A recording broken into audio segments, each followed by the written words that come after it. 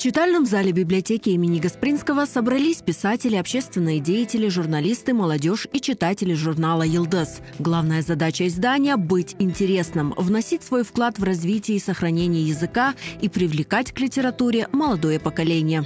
Яшыларға келгенде біз оларға эмият айырамыз, диққат етеміз. Бізде мектеп талебелерден 18 баланың эсерлері басылды. Gençlerden endi studentlik devrinde yazganlar, olar uç insan bizde. Ve bizde endi uyken nesilden de yazganlar, olar barlar.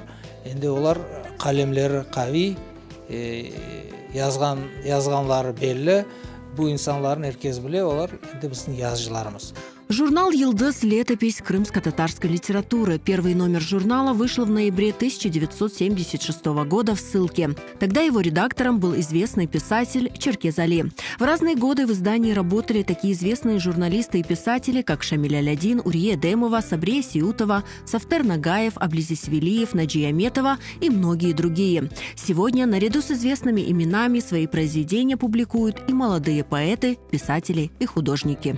İlk sefer Yıldız Mecmuası'nda da 2017 senesi galiba basıldım ve o vakit da böyle şimdi de öyle sayılar, yani icatha ilk adımlarımı yapan bir icatkar olarak benim için büyük bir fırsatıdı ve böyle yaş icatkarlar için büyükler hol tutkanı, yani böyle şairler, büyük şairlerimiz hol tutkanı bizge pek mühim. В 2023 году были напечатаны две мои работы «Чешме» и «Орнек».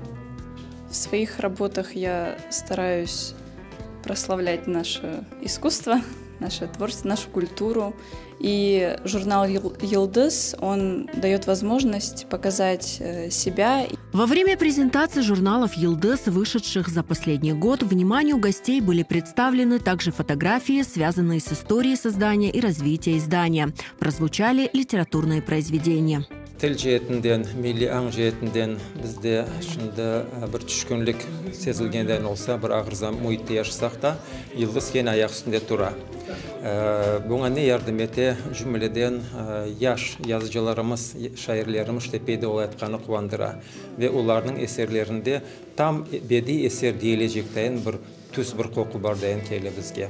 Biz birkaç yıl evvelsi baş muharirden beraber Kazakistan'a, Kırgızistan'a barıp kelgen edik, Türkiye'ye barıp kelgen edik ve her yerde biz Yıldız Mecmuasını takdim etken edik ve her yerde mecmuaga yüksek kıymet kesildi.